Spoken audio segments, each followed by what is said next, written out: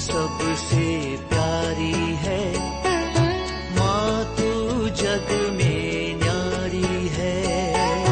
माँ तू सबसे प्यारी है, माँ तू जग में न्यारी है। अपने आंचल में रखना, अपने आंचल में रखना, हमें वरदानों से भरना। माँ तू सबसे प्यारी है, माँ तू जग में न्यारी है। माँ तू सबसे प्यारी है, माँ तू जग में न्यारी है। पिता, पुत्र और पवित्र आत्मा के नाम पर आमीन। आप सबों को जय यीशु। पाप स्वीकार के विषय में जब हम लोग 5 चरण सीख रहा था, तब तीसरे चरण में अर्थात दृढ़ निश्चय करने के विषय में जब बताया, मैंने कहा था वहां पर 3 दृढ़ निश्चय करना, 3 बातों पर। एक, सब पापों के लिए सही रूप से पाप स्वीकार करने का, अब से ये गलती ना करने का दृढ़ निश्चय करना, जो गलती हुआ अब से ना करने का, और उन गुनाहों को एक पुरोहित को बोलने का, पुरोहित के पास जाकर के साफ साफ पाप स्वीकार करने का दृढ़ निश्चय। तीसरा मैंने कहा था, जैसे मत्ती का सुसमाचार अध्याय 6 वाक्य 14 और 15 में लिखा है, प्रभु ईसा मसीह ने एक नियम दिया। पाप क्षमा तो पाप स्वीकार में होता है, लेकिन साथ ही साथ वहां पर एक शर्त रख दिया प्रभु ने। वो शर्तें यहां पर वाक्य 14 और 15 में, मैथ्यू चैप्टर 6 वर्स 14 एंड 15, वहां पर लिखा है, यदि तुम दूसरों के अपराध क्षमा करोगे तो तुम्हारा स्वर्गीय पिता भी तुम्हें क्षमा करेगा। कब क्षमा करेगा? यदि तुम क्षमा करोगे, स्वर्गीय पिता भी क्षमा करेगा। और वाक्य 15 में लिखा है, परंतु यदि तुम दूसरों को क्षमा नहीं करोगे तो तुम्हारा पिता भी तुम्हारे अपराध क्षमा नहीं करेगा। मैं सीधा अध्याय 18 में जाना चाहूंगा। मैथ्यू चैप्टर 18 वाक्य 23 से अगर हम पढ़ करके जाएं 23 ऑनवर्स, वहां पर एक निर्दय सेवक का दृष्टांत प्रभु ने सिखाया। उस दृष्टांत के आखिरी में आप लोगों ने कई बार सुना होगा, निर्दय सेवक एक को लाखों रुपया ऋण माफ कर दिया, लेकिन उसने अपने सहसेवक का थोड़ा सा पैसा माफ नहीं किया, इसलिए जो माफी मिल चुका था वो सब उसके सिर पर वापस रख करके उसको जेल में बंद करता हुआ। और ईसा मसीह लास्ट में स्टेटमेंट देते हैं वाक्य 35 में, मैथ्यू चैप्टर 18 वर्स 35 में, यदि तुम में हरेक अपने भाई को पूरे हृदय से क्षमा नहीं करेगा, यदि तुम अपने भाई को पूरे हृदय से क्षमा नहीं करेगा, तो मेरा स्वर्गीय पिता भी तुम्हारे साथ वैसा ही कार्य करेगा। क्षमा नहीं मिलेगा। यदि हम पूरे हृदय से दूसरों को क्षमा नहीं करेगा, हमें भी पाप स्वीकार में पूर्ण रूप से क्षमा नहीं मिलेगा। इसका मतलब पाप क्षमा मिलने के लिए एक बहुत बड़ा शर्त यहां पर प्रभु ने रखा है। पाप स्वीकार करो, आपको क्षमा मिल रहा है। लेकिन यदि तुम क्षमा दूसरों को नहीं करता, दूसरों को नफरत करते हैं, दूसरों से बातचीत नहीं करते हैं, दूसरे के गुनाहों को क्षमा नहीं कर रहा है, दूसरों को सहन नहीं कर रहा है, दूसरों की सेवा नहीं कर रहे, दूसरों के घर में नहीं जा रहा है, ऐसे ऐसे दूसरों की बुराई निंदा बार बार करते रहना, ऐसे जो स्वभाव दिखाता है कि आप अपने भाई को, अपने पड़ोसी को, अपने रिश्तेदारों को आपने क्षमा नहीं किया, प्यार नहीं किया, जो दूसरों को प्यार नहीं करते उनको क्षमा नहीं मिलेगा, ये एक शर्त यहां रखा है। इस प्रकार का अनेकों वचन बाइबल के अंदर मिलेगा। एक उदाहरण और हम लोग देख सकते हैं मत्ती के सुसमाचार अध्याय 5 वाक्य 23 के अंदर। वहां पर प्रभु कहते हैं यदि तुम वेदी पर बलि अर्पित करने के लिए भेंट लेकर के गया, उस वेदी के सामने तुम्हें याद आ रहा है कि किसी को तुमसे कोई शिकायत है। क्या है? किसी को तुमसे कोई शिकायत है। आपको उनसे कोई शिकायत नहीं होगा, लेकिन उनको आपसे कोई शिकायत है। क्या कारण है? आपके कारण वो दुखी है, आपके कारण उनको कुछ नष्ट हुआ है, आपके कारण उनके हृदय में कोई पीड़ा है। तब प्रभु क्या कहते हैं? आप अपनी भेंट को बलिवेदी के सामने छोड़ दो, सबसे पहले जाकर के मेल मिलाप कर लो, तब आकर के आप भेंट अर्पित करना। मेल मिलाप के बगैर बलि अर्पित करेगा तो प्रभु को स्वीकार्य नहीं है। हमारी बलि अगर स्वीकार्य होना है, हमें मेल मिलाप की अवस्था में बलि अर्पित करना जरूरी है। मार्कुस का सुसमाचार उसके अध्याय 11 वाक्य 25 में, मार्क चैप्टर 11:25 में लिखा है, जब तुम प्रार्थना के लिए खड़े हैं तब सबको आप क्षमा करो। मेल मिलाप की अवस्था में प्रार्थना करना। जब आप मेल मिलाप की अवस्था में नहीं हैं, आपकी प्रार्थना प्रभु नहीं सुनेगा। हमारी प्रार्थना सुनने के लिए, हमारी भेंटें स्वीकार करने के लिए हमें मेल मिलाप की अवस्था में रहना बहुत ही जरूरी है। मत्ती के सुसमाचार उसके अध्याय 5 वाक्य 48 के अंदर हम लोग अगर देखें, मैथ्यू चैप्टर 5 वर्स 43 ऑनवर्स, शत्रुओं से प्रेम करो कर करके सिखाया। 43 to 48, 43 से 48 तक, 43 से 48 तक शत्रुओं से प्रेम करने के लिए, जो आपकी बुराई करता है, निंदा करता है, उनको भी आप क्षमा करते हुए प्रेम में, मेल मिलाप में रहने के लिए कहा। और 48 में आकर के प्रभु क्या बताते हैं उसको मैं पढ़ना चाहूंगा। 48, इसलिए तुम पूर्ण बनो जैसे तुम्हारा स्वर्गीय पिता पूर्ण है। जब हम दूसरों को क्षमा करेंगे, सहन करेंगे, प्यार करेंगे, मेल मिलाप की अवस्था में रहेंगे, हम ईश्वर का स्वभाव को धारण कर रहा है। ईश्वर के समान हम पूर्ण बन रहा है, क्योंकि ईश्वर प्रेम है। हमारे मन में भी किसी के प्रति नफरत नहीं है, तो हम भी ईश्वर का वो स्वभाव में आ जाते हैं। इसी प्रकार लूकस के सुसमाचार अध्याय 6 के अंदर, लूक चैप्टर 6 उसका वाक्य 35 को पढ़ना चाहूंगा, 35। वहां पर लिखा है, अपने शत्रुओं से प्रेम करो। जैसे मत्ती के सुसमाचार में भी हम लोगों ने देखा शत्रुओं से प्रेम करने के विषय में, यहां लूकस के सुसमाचार में अध्याय 6 वाक्य 27 से प्रेम के विषय में लिखा हुआ है, शत्रुओं को प्रेम करने के विषय में। और आखिरी 35वां वाक्य में लिखा है, अपने शत्रुओं से प्रेम करो, उनकी भलाई करो और वापस पाने की आशा ना रखकर उधार दो, तभी तुम्हारा पुरस्कार महान होगा और तुम सर्वोच्च प्रभु के पुत्र बन जाओगे। सर्वोच्च प्रभु के पुत्र बनने के लिए हमें इस प्रकार का कार्य, मेल मिलाप का कार्य, क्षमा का कार्य और दूसरों की मदद करने के कार्य करना जरूरी है। एक और उदाहरण हम लोग प्रेरित चरित्र उसके अध्याय 7 से निकाल सकते हैं।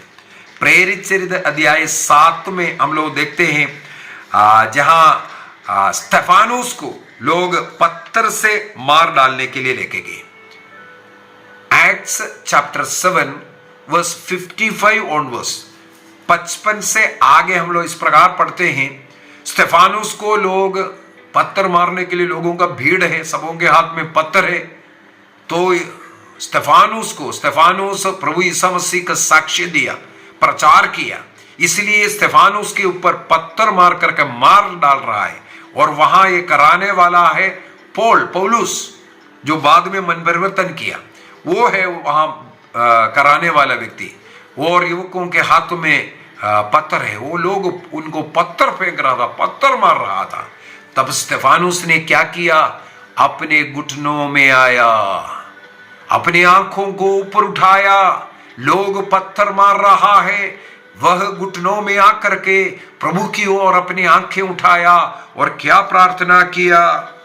वाक्य 59 में लिखा है, प्रभु ईसा मेरी आत्मा को ग्रहण कर। तब वो घुटने टेक कर ऊंचे स्वर से बोला, प्रभु ये पाप इन पर मत लगा। जैसे ईसा मसीह का मृत्यु हुआ, पिता से प्रार्थना करते हुए, इन्हें क्षमा कर, क्यों ये नहीं जानते क्या कर रहे हैं, उसी प्रकार स्तेफानुस घुटना टेकर जो पत्थर मार रहा था, उनके लिए प्रार्थना किया, इनका ये पाप इनके ऊपर मत लगाना। जब स्तेफानुस मरते मरते, जो लोग उनको पत्थर मार रहा था, उनको क्षमा किया, तब वहां पर एक बहुत बड़ा घटना हुआ। उनकी आंखें स्वर्ग की ओर, पिता की ओर था, जो पत्थर मारने वाले उन युवकों की ओर नहीं, उनकी नेता पौलुस की ओर नहीं, याचना के लिए गिड़गिड़ाने नहीं रहा था, बल्कि वो पिता की ओर, स्वर्ग की ओर आंखें उठाया। तो वो कहते हैं, मैं स्वर्ग को खुला और ईश्वर के दाहिने विराजमान मानव पुत्र को देख रहा हूं। वाक्य 56 में लिखा है, मैं स्वर्ग को खुला हुआ और पिता के दाहिने विराजमान ईसा मसीह को देख रहा हूं। एक मध्यस्थ के रूप में स्तेफानुस के मृत्यु के समय पर पिता से प्रार्थना करने वाला पुत्र के रूप हम लोगों को वहां पर मिलते हैं। क्षमा करेगा, स्वर्ग खुलेगा। इसका मतलब स्वर्ग खोलने का चाबी है क्षमा करना। क्षमा करेगा, इसका मतलब स्वर्ग खोल देगा, ईश्वर का दर्शन मिलेगा, ईश्वर का पुत्र बनेगा, ईश्वर के समान हम भी बनेगा। ये सब क्षमा के द्वारा हम पाते हैं। क्षमा करने वालों को इससे बढ़कर के है चंगाई मिलते हैं। कई लोगों के रोग, कष्ट, पीड़ा का कारण है वे लोग दूसरों से नफरत करते हैं, क्षमा नहीं करते। जिनके हृदय में दूसरों के प्रति बुराई रखा है, निंदा रखा है, वे लोगों बीमार रहता है। दूसरों को सहन नहीं करने वाला, दूसरों को क्षमा नहीं करने वाला का मन, हृदय में बुराई भरने के कारण, ईर्ष्या के कारण, जलन के कारण नाना प्रकार के बीमारी उनके जीवन में, कैंसर जैसे बीमारी हो सकता है, बड़े बड़े बीमारी, हम सोच नहीं सकता ऐसा ऐसा बीमारी इस नफरत के कारण हो सकता है कि नहीं। एक घटना मुझे याद रहा है। एक घटना कुछ वर्ष पहले जब हम लोग रिट्रीट के लिए वेस्ट बंगाल के जब असनसोल पैरिश में गया था, उस असनसोल पैरिश का है, इसलिए मैं उस जगह भी बोल रहा हूं क्योंकि यह प्रमाणित है। वहां पर जब रिट्रीट के समय पर जिस दिन पाप स्वीकार था, उस पाप स्वीकार के बाद क्षमा का एक क्लास था, आराधना था। इसके बाद क्षमा के क्लास के बाद मैं करीब 1 घंटे का क्षमा के ऊपर ही, केवल क्षमा करने का फायदा, क्षमा कैसे करना है, क्षमा करने का अर्थ क्या है और क्षमा करने से क्या फायदा है, इसके विषय में मैं जब क्लास ले रहा था। क्लास खत्म हुआ तुरंत आराधना है, पुरोहित आराधना लेकर के वेदी पे आया। मैं उस समय पर बोला सब लोग घुटना टेके, सब लोग घुटना टेका। 1 घंटे का आराधना, बहुत ही सुंदर आराधना उस दिन वहां चला। आराधना के बाद क्योंकि उस दिन पाप स्वीकार हुआ, इसलिए हम लोगों ने कुछ चंगाई की गवाही मांगा। किसी को अगर कोई चंगाई हुआ, शारीरिक की पीड़ा था, उससे मुक्ति मिला है, थोड़ा आगे आकर के गवाही दे दो।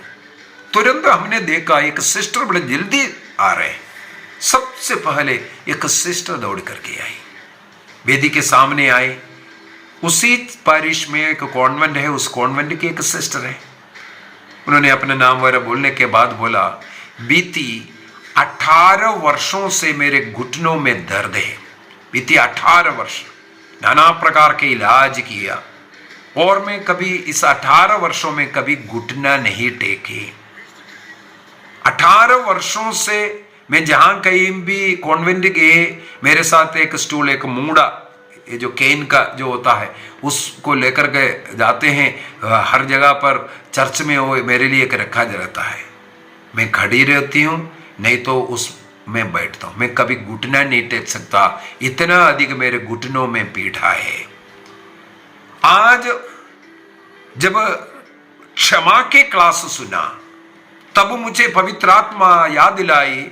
करीब 22 वर्ष पूर्व में जब वो नई नई सिस्टर बनी, जब वो पहली छुट्टी अपने गांव गए, अपने भाई, शादीशुदा भाई के घर में गए, वहां किसी बात पर भाई और इस सिस्टर के बीच में कुछ लड़ाई हुआ। भाई की पत्नी लड़ने लगे।